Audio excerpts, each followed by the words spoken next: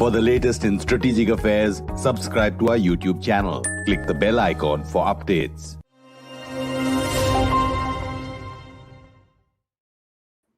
This is StratNews Global. I'm Amitabh, Revi, and on the gist today, we're looking at another crisis in Pakistan.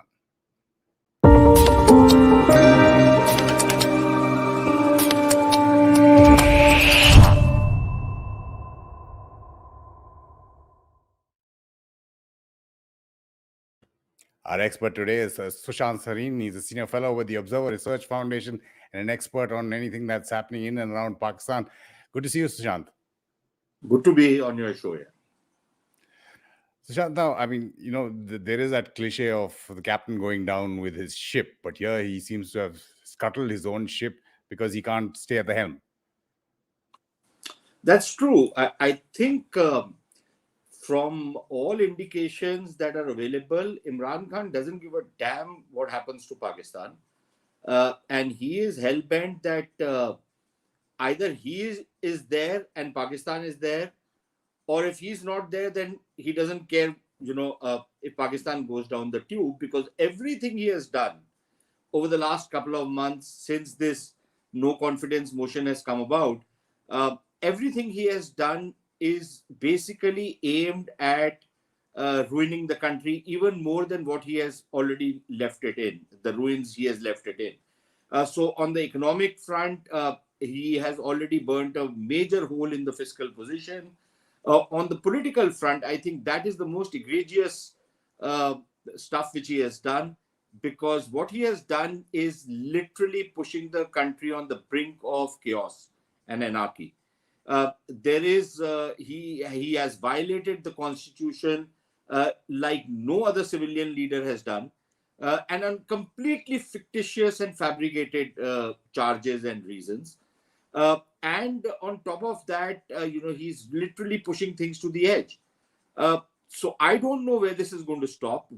Some people in Pakistan had put a lot of faith in the judiciary stepping in and stopping the rot. But frankly, anybody who knows anything about the judges in Pakistan knows how compromised and how corrupt they are. So I don't see anything much coming out of the judiciary. It'll be probably most likely, I'll be pleasantly surprised if it's anything more than a wishy-washy kind of a judgment, playing on both sides, because that's the reputation of at least 3 of the judges on this bench, which is hearing this case. And all this while, Amitabh, the country is going down the tube. The rupee is in something of a free fall. The debt is rising. The foreign exchange reserves are falling alarmingly. And there are major foreign, exchange obligations the Pakistanis need. Prices are rising. There is a general climate of uncertainty in the country. And frankly, just yesterday, the IMF has, in a manner of speaking, suspended the program, which means that, the international financial markets are going to become extremely skittish. Already there is talk that Pakistan's credit rating is going to go into virtually junk category. So he's literally pushing the country over the edge, that either you keep me or to hell with the nation. And all this he's doing, pretending to be an Uber patriot. So it's crazy.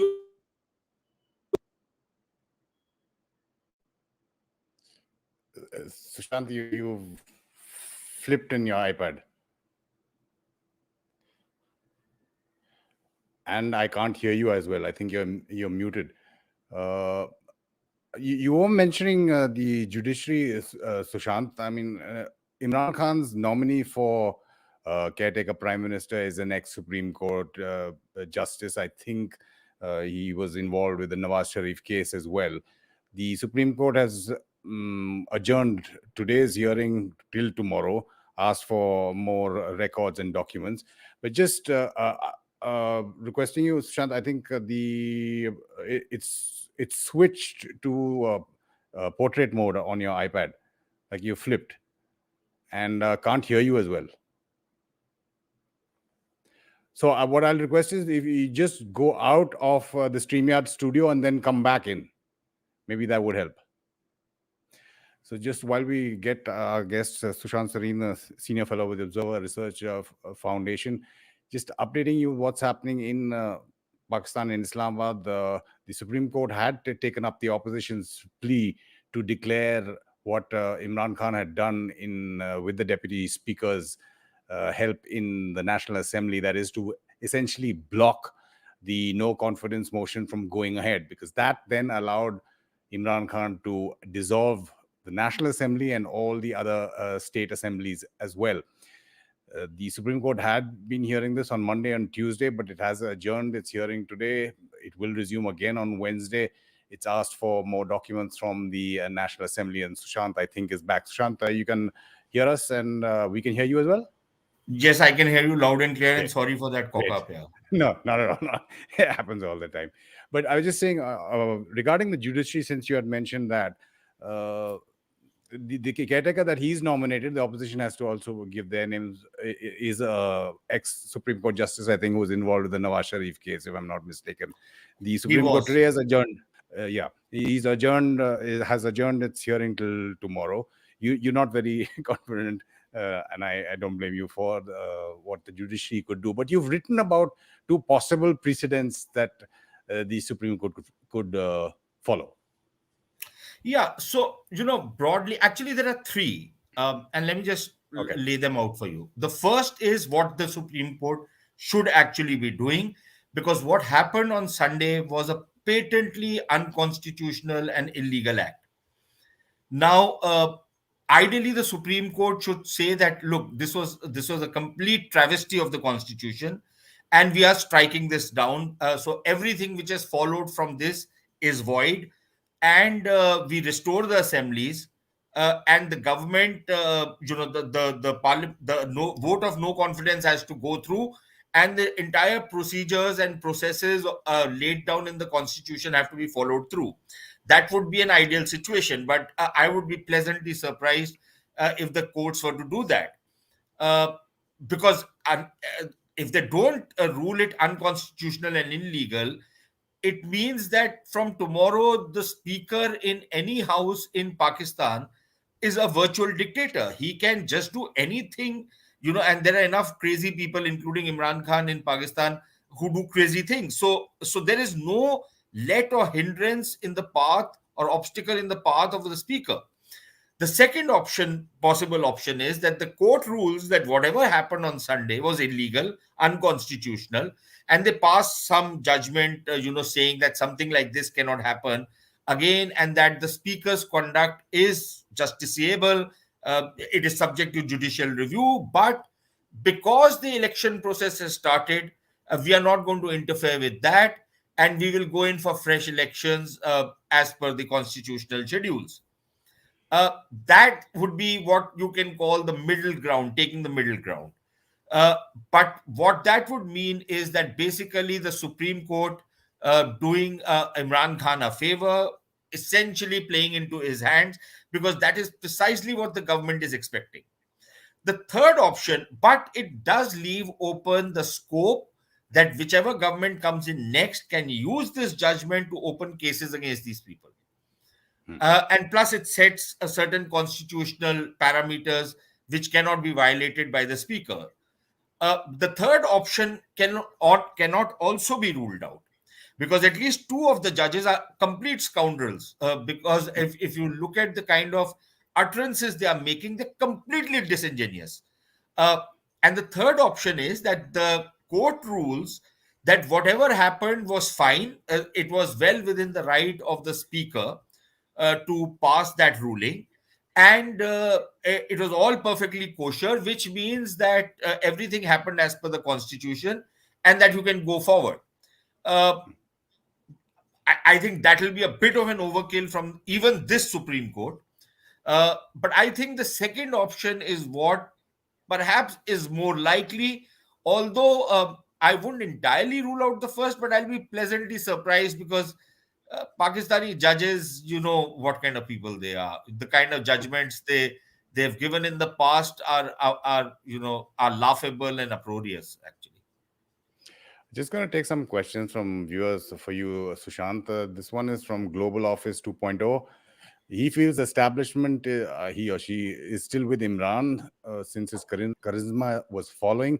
The establishment allowed him to do the said drama. So the next election, he's brought back. Your thoughts?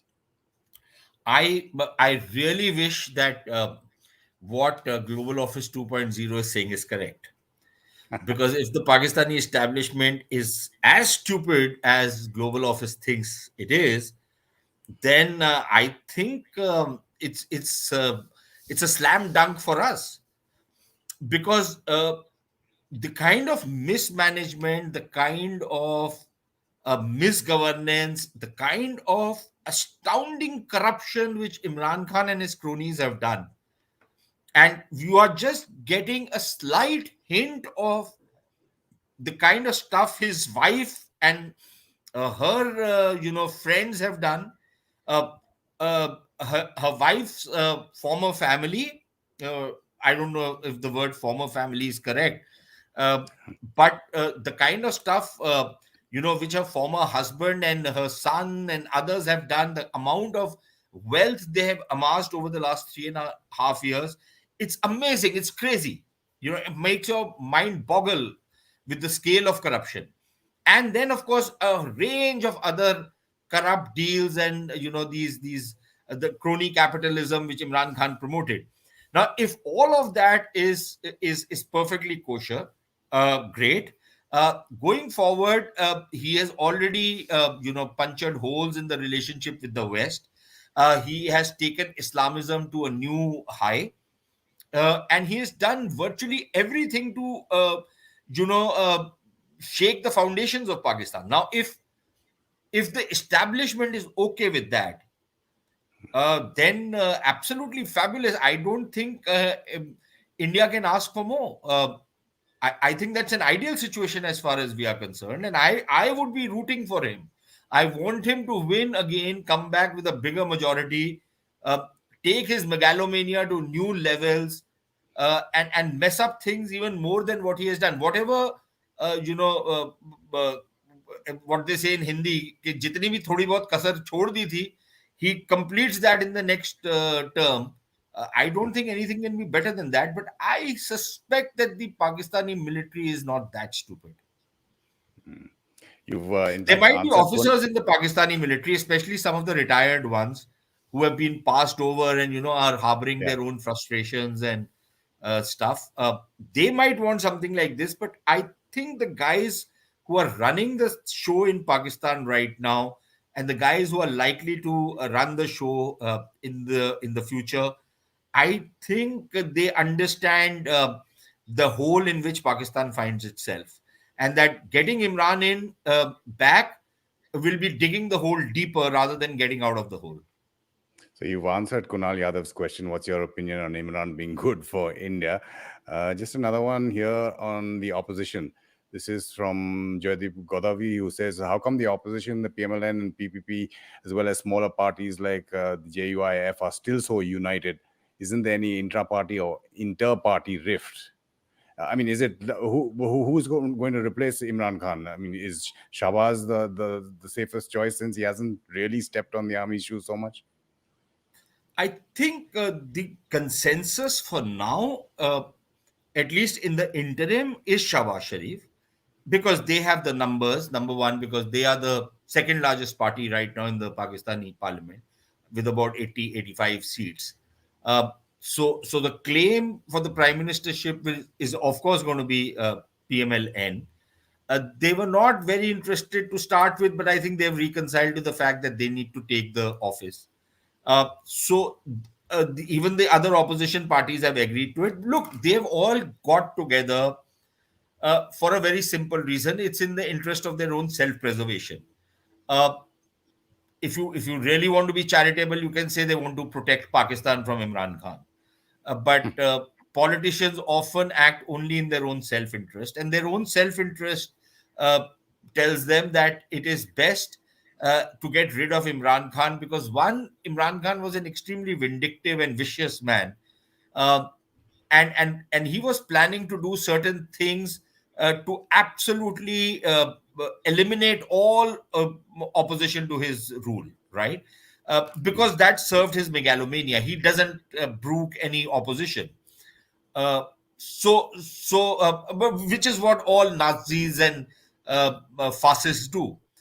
So one was that factor, that they wanted to get rid of the guy, and their interests converged. And until the next election, they're probably going to next elections fighting against each other, which is perfectly fine. But as of now, they've all got united on this one single point agenda, that they need to see the back of Imran Khan. They need to recover the political space from him. And they need to prevent Imran Khan from, playing politics within the army, bringing in the former ISI chief as the next army chief, bringing probably that foul-mouthed Asif Ghafoor, probably, who was hankering for the post of the ISI chief, get him as an ISI chief, so that he has Faiz Hamid as army chief, some guy like Ghafoor as the ISI chief, and then he has no opposition. So I think they were trying to protect their own political turf, their own political future, and of course their own personal interests and political interests. So that's a good enough reason for all of them to coalesce together and make a common front against someone like Imran Khan. For now, yeah. Australian $10 question for you from Salvatore Bobones. Thanks, Salvatore. Salvatore's an American professor who teaches and writes in Australia. Sushant, he says, do constitutionality and the rule of law really have any meaning in Pakistan? Isn't anything better than another political assassination or military takeover? I love questions which answer themselves. And I love questioners who already know the answers to the questions. And he's right. What happened, it was inconceivable. It was inconceivable also for many Pakistanis that the constitution, and something which is very clearly written in the constitution, could be violated so flagrantly and so brazenly and so shamelessly. It was so a lot of who watch Pakistan very closely, a lot of us expected that they'll try and do something, maybe create a ruckus in the house, there'll be bedlam, and then they'll postpone the meeting, something which is not exactly in the best parliamentary traditions, but not something unheard of. But what they did was completely completely bizarre, what they did. And obviously it was all according to a plot. It wasn't that suddenly Fawad Chaudhry got up and then the deputy speaker got an epiphany, and he was so brilliant that within 10 seconds he wrote down 3 pages of an order and passed it, and that also in the name of the speaker who was not there. A speaker who apparently has issued the order but could not, because there was already a no confidence motion moved against that guy. So it's a theater of the absurd, and it's completely bizarre.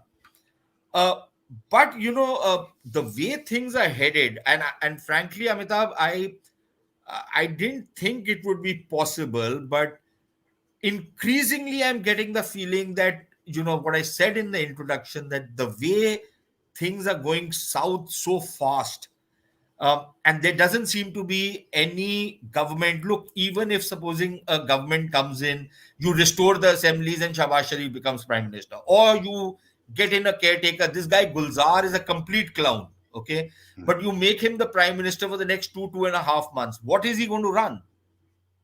He doesn't know anything about anything. You look at his judgments, they're bizarre. So you get somebody like that who has no administrative experience at a time when your economy is collapsing, your foreign relations are terrible, you have a very, very uncertain situation on your western borders, your eastern borders are with India, everybody knows what the relationship is. You literally are staring at an apocalyptic scenario. Now, what does the army do? Does it say that, fine, I'm going to keep a hands-off approach, constitution is supreme and all of that? Or does the army say, look, sorry, man, we need to step in now. It's just enough of this shit show has happened and we just need to move in, I did not think I'll be very honest with you. I did not think this would happen even until Monday, when the court sat down and was, heard the petition, took the suo moto notice actually. But I didn't think this is going to go down there. But now, that Sunday, Monday, Tuesday, 3 days gone, and the court is looking at what is very, forget apparently, very clearly an open and shut case of gross violation of the constitution, and the court is doing its own hair splitting. Even the bench which has been made by the current chief justice inspires absolutely no confidence. So in these circumstances, I sense that there could be the 111 brigade perhaps moving in not too distant a future. I won't rule out that possibility anymore. I think it's a very, very real possibility going forward. So are you answering this question from Shivam Singh, who says, so why is Bajwa not putting his weight behind the opposition and showing the establishment as neutral? Is there a rift between Bajwa and Faiz? Why is Bajwa not showing his strength? I think there is very clearly a rift between Bajwa and Faiz.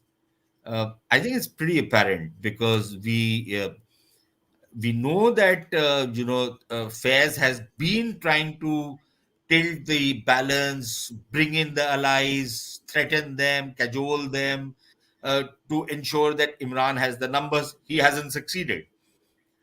He succeeded in one particular case, which is Parvez Elahi. But even Parvez Elahi, who had 5 members, I think 2 or 3 were in any case voting for the opposition, and only 2 went for the government. So even there's a split out there as well. A family which is not split in the last, I don't know, 50 years is now on opposing sides of the political fence. Uh, so there is clearly that rift between Bajwa and Faiz. Now, after that, I think it's all speculation. Now, from what one has heard, uh, some of the top generals right now, guys who are probably much more empowered and much more powerful than Faiz, uh, are on Bajwa's side, and who also have a, a very realistic chance of succeeding Bajwa when he retires in November. Yeah. So some of those guys are believed to have grouped together and are taking cognizance of the situation, and have and are putting their minds to what is happening. Uh, they hold very, very pivotal positions in the army right now. And yet, if you see the way Imran Khan, some of his associates are behaving, uh, you get a feeling that maybe there is a counter force within the army which is backing them. We know that this has happened in the past, uh, but the chief always steps in and nips it in the bud or crushes it. We've seen Bajwa do it with a couple of guys. We've seen Rahil Sharif do it after the 2014 Dharna, when generals like Tariq Khan and Zahirul Islam Abbasi and some of these others uh, were Zahirul Islam, not Zahirul Islam Abbasi, sorry, were trying to provoke violence on the streets, uh, and we saw how Rahil Sharif handled that. Now, it is possible that Bajwa is not entering directly because he wants, things to actually go so bad that everybody now starts saying that, why don't you do something about it? And already you have seen the opposition asking the army that this contentious letter, which is not a letter, which is supposed to have been written by Donald Lu, which has not been written by Donald Lu, but by the Pakistani ambassador, and even the memo which has been written by him has been, according to some reports, has been spiced up or sexed up like that old British dossier justifying the Iraq war. Something like that has been done. Uh, so I think the sense which one gets is that with the opposition clamoring that the army needs to come out cleanly, openly, which basically means that, look, come out openly and say that what Imran is saying is all nonsense and bullshit. And that will give a very clear signal to everybody that the army is not with him anymore.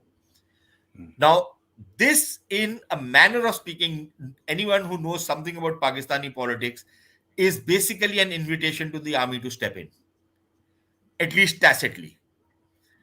And if that happens, then that option which I was telling you, that maybe it is now well within the realm of possibility of the army stepping in directly. What they do after that, is anybody's guess. Technocrat government or whatever, national government or whatever, uh, or that you have 2 years, 3 years to put things right. We don't know, but it'll be, even if the next government is formed with a two-third majority, uh, Amitabh, Pakistan is in real serious crisis, because the decisions which the government will have to take are going to be so difficult that no political government will be able to take those uh, easily, and they'll balk at many of those decisions.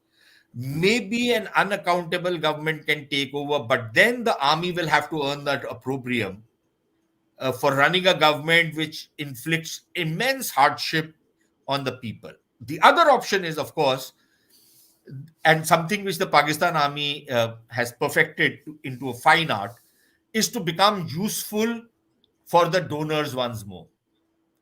You know, in 99, when Musharraf took over, Pakistan was actually bankrupt, if you look at the data of that time. And then Pakistan was hip and happening for some years, because the dollars were flooding in, because everybody needed Pakistan. Uh, Even in the 80s, the same thing happened.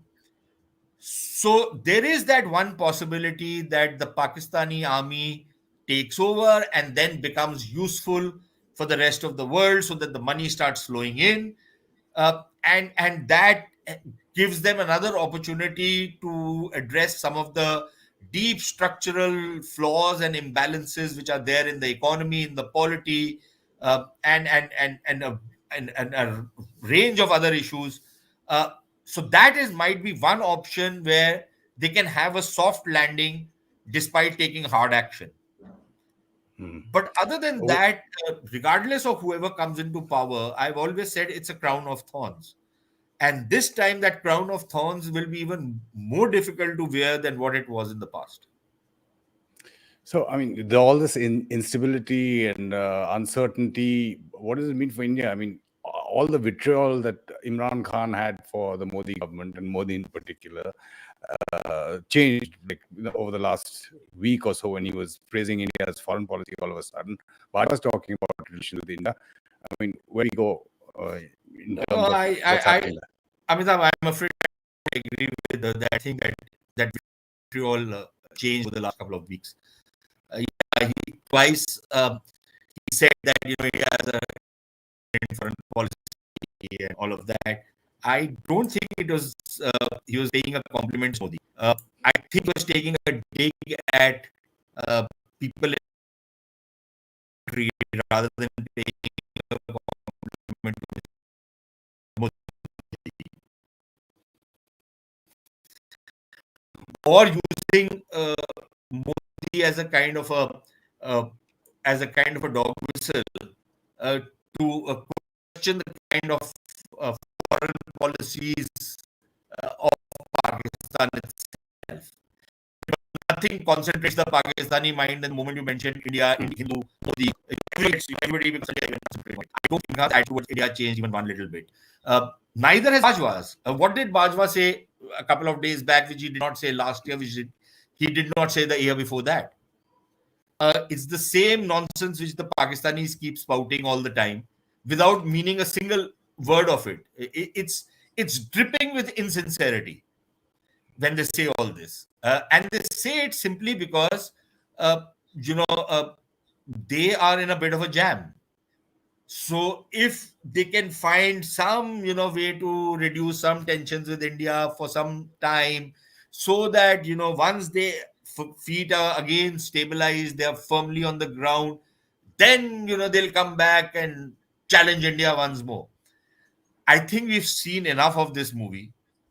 We should understand the plot. And frankly, uh, I am taking out the popcorn and tuning into Pakistani television channels and really enjoying the show, frankly speaking. And I think we should watch, um, this political drama, political reality show take place, and take vicarious pleasure from it. I don't see why not. Uh, because regardless of who comes into power in Pakistan, I don't see anything which will lead me to believe that there is any change in the Pakistani strategy towards India or their mindset.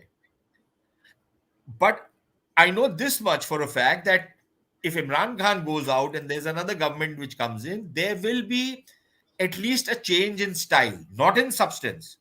And by change in style, I mean that, say somebody like a Shawaz Sharif, he's a strange public speaker, anyways, if you ever look at his speeches and the way he wags his finger and, his exaggerated movements. And he's trying to sound very earnest, he's trying to sound very revolutionary. All of that aside, um, by and large, he comes from a decent family. He's had good upbringing, unlike Imran Khan. Thankfully for Shawaz Sharif, he didn't go to Oxford University, so he isn't as obnoxious as Imran Khan. And frankly, I think Imran Khan is the worst advertisement for Oxford University ever.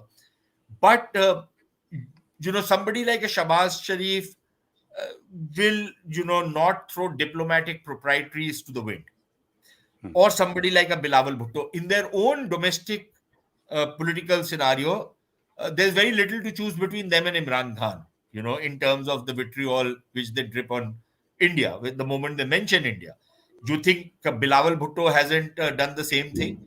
You think Shahbaz Sharif hasn't done the same thing? But I think they'll keep those diplomatic proprieties intact. My fear is that people in India um, have never understood what Pakistan is all about, and what they will do is what everybody in the past has done. And you see that in the Indian media. The moment somebody says something nice, the usual suspects in the Indian media are falling over themselves, trying to wonder what new is going to come out between India and Pakistan. How strange is that? How stupid is that? It's happened so many times in the past, and you still get fooled by the same old trick. So I think we need to be very cold hearted. I think we need to be very hard nosed. If there are these overtures which come, we should understand that they are deeply insincere. But what we should do is, we should have our own list of metrics, a wish list, if you will, not a precondition, but a wish list. That look, if you do these 1, 2, 3, 4, 5, 6 things, that is proof of sincerity, that you actually interested in moving forward. If you don't, then it means, okay, fine, you are saying nice stuff, Niyasa, Modi ji, all that love fest going on. Don't take it seriously. Okay. So I think we need to be very clear headed, rather than, just jump over ourselves and, like many of the people in my former and your current profession do, just getting ahead of themselves on the Pakistanis, and oh wow, the Pakistanis are so nice. They're reaching out to us. We should reciprocate. Give me a break. Okay, so on that note, do you agree with Pratik Rameshwar, who says, is this the best time for India to go after POJK? Nah, I don't think so. I think that's there might be a time which will come. Let's wait. I don't know what is this hurry to get POJK. What are you going to do with those guys out there? It's not exactly a place where you occupy and then India will become a land of milk and honey. I would rather that they stew in their own juice for some more time. Let them want to come to India rather than we want to go out there. I think let's, as a serious nation, Amitabh, we should have a degree of assuredness about ourselves. We should not act like upstarts. We should say that, okay, fine, we are in this for the long haul. We are going to take our time, 50 years, 100 years. We are a 5,000-year civilization, yeah. And, we behave as though every 3 months we need something. We should show some strategic patience. We should build ourselves up. We should create conditions where, the larger strategic and geopolitical objectives which we have, we can achieve. We are not a China. We are never going to be a hegemonistic power. We are never going to be an expansionist power. We are not in that game, right? And I think we need to be very clear about it. Our primary interest is the well-being of our own people and our own security. So I think we should not lose sight of those objectives. And going after POJK is neither going to enhance our security at this point in time, nor going to increase the well-being of our people at this point in time. So I think we should bide our time and not rush into something like this. I just wanted to get your thoughts on the supposed reported BrahMos supersonic accidental firing into Pakistan. No thoughts here. I personally, I don't want to talk about it. I'll say something. Okay. Fair enough. In terms of Russia and China, I mean, it was coincidental or not that Prime Minister Imran Khan, then Prime Minister Imran Khan, now he's not even caretaker, was in the Kremlin when February 24th happened. How do you see the Russia, China, Pakistan dynamic vis-a-vis India? Look, it's a matter of some concern to us because we have two avowed enemies in China and Pakistan. And I do not for a moment think that China is a friendly country. I think it's an avowedly hostile country. But, unlike the Pakistanis, at least they maintain certain proprieties and niceties, not on the LAC, but otherwise. But I think so it becomes a matter of concern when a country like Russia actually starts getting too close to them. For the Pakistanis, it's for long been one of their dreams that, these BRICS, yani Pakistan, Russia, Iran, and China, but the acronym is very appropriate. Yeah. They get together and, they form a common front. Now, as far as the Pakistanis are concerned, the common front is against India. Perhaps as far as the Chinese are concerned, again, the common front is against India. So it becomes a matter of some concern for us. But I suspect that given the kind of situation in which the Pakistanis find themselves, they're suddenly understanding that, whatever, these fanciful dreams they might have conjured up, they do not necessarily translate into a very coherent or practical policy framework or an alliance framework. And at the end of the day, what does Russia bring to the table? Or what does Pakistan bring to Russia's table? Now, if India buys an S-400 missile system and it's a $5 billion deal and a couple of other $1 billion here and there, not that it's all going in one go, but India is paying the Russians. We are not getting anything gratis. Pakistan is not used to paying for the weapon systems it gets. Pakistan takes loans thinking that these are grants, that this is income, and they feel shortchanged and they feel offended when countries like the Saudi Arabians, when Saudi Arabia gives them a loan and asks for its money back. The Pakistanis say, "What kind of people are you that you're asking for your money back?"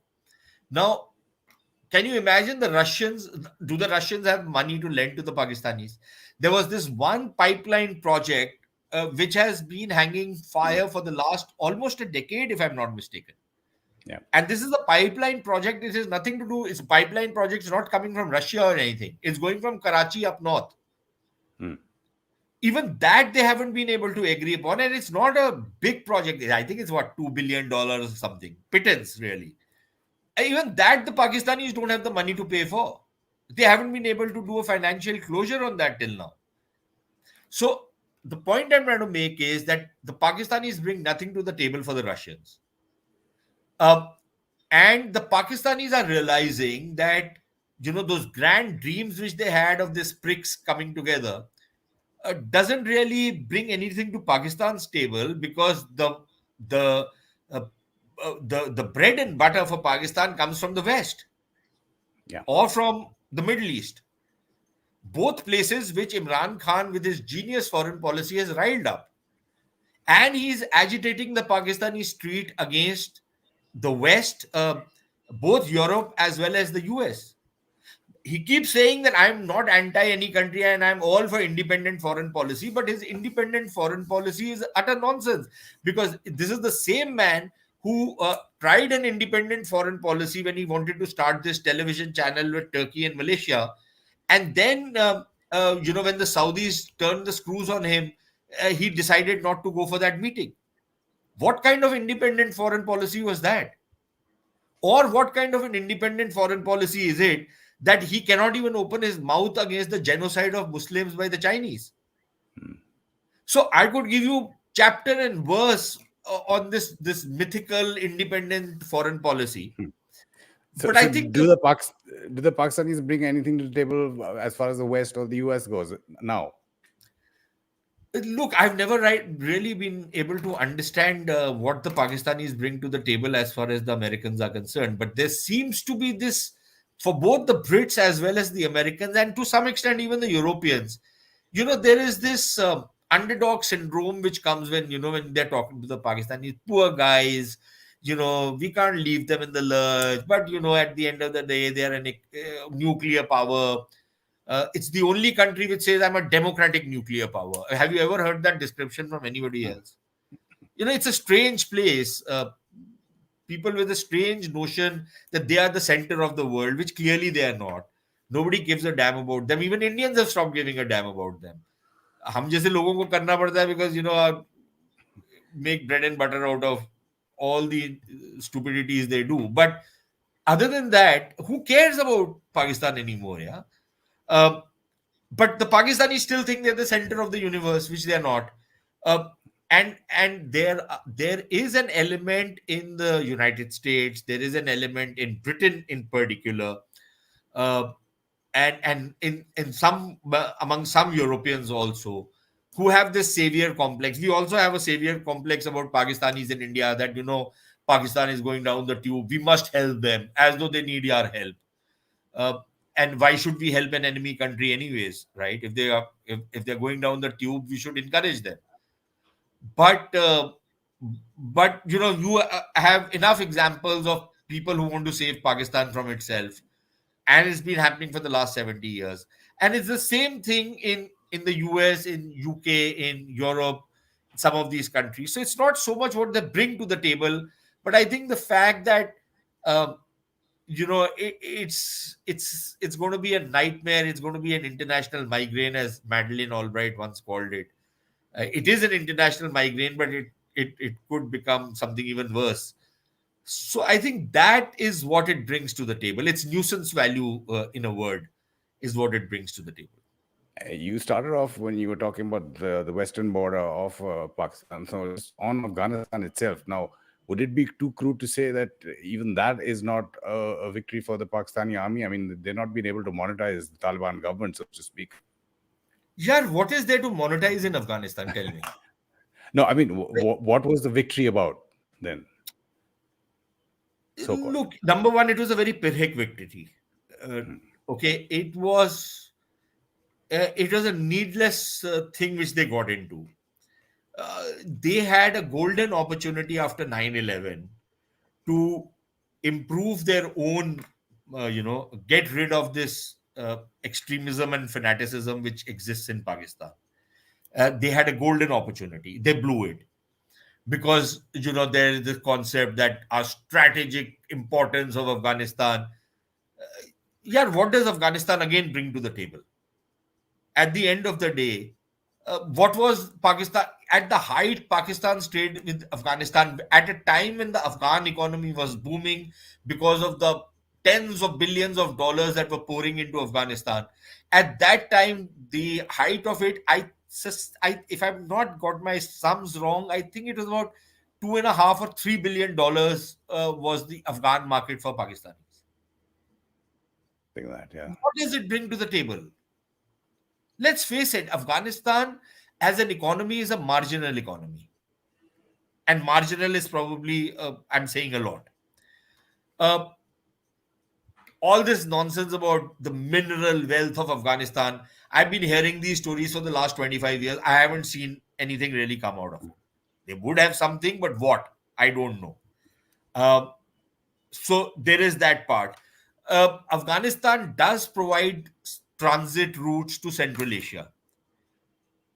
But please, somebody should do the math of what Central Asia will send through those transit routes. And will that make Pakistan and Afghanistan the land of milk and honey? Because that is the assumption, right? That, this will become the trade and transit corridor of the world. How much of world trade is controlled by Uzbekistan or Tajikistan or Kyrgyzstan? Please tell me. Why would they come through this way and come here to go where? And sell what? And buy what? And why would they want to use this route and not the routes which they're currently using? Why will they not want to use the Iranian route, if at all? So, even that thing that Afghanistan is going to be the trade and transit corridor, I think people just talk about it without ever going into detail of whether it will actually become, the crossroads of the world or the roundabout of the world from where all the trade and transit flows will be taking place. I find that I'm sorry, I can't subscribe. I've not seen any evidence which leads me to believe that is likely to happen. So at the end of the day, and I think the Pakistanis had this thing that because they will be helping the Taliban, because they have supported the Taliban for the last 20 years, against all odds, against all opposition, against all exhortations from the West, that the Afghans or the Taliban will be deeply indebted to Pakistan, which is not the case. And in fact, that assumption has, so far at least, seems to have come crashing down. So at the end of the day, the Pakistanis didn't clean up the mess which the first Afghan war had left, which they tried to monopolize and exploit for their own foreign and security policy objectives, which backfired. They got a second chance after 9/11. They blew that. They might still get a chance, which is what I was telling you, which is what I was hinting at. Can they make themselves useful to the West once more and monetize that? Because that could give them some space to put their country back on the rails. Otherwise, Amitabh, bottom line, Pakistan is becoming an unviable country.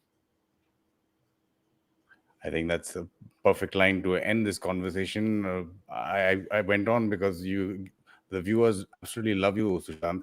I can see them asking tons of questions, which I haven't They're been suckers able to for punishment, take. yeah. Anyway, as usual, thanks so much, Sushant. It's been a pleasure. Always a pleasure coming to you guys, yeah. And thanks to all our viewers as well. I couldn't take most of your questions, but did try. To subscribe to our YouTube channel and follow our social media handles. This is the gist on StratNews Global. I'm Amitabh.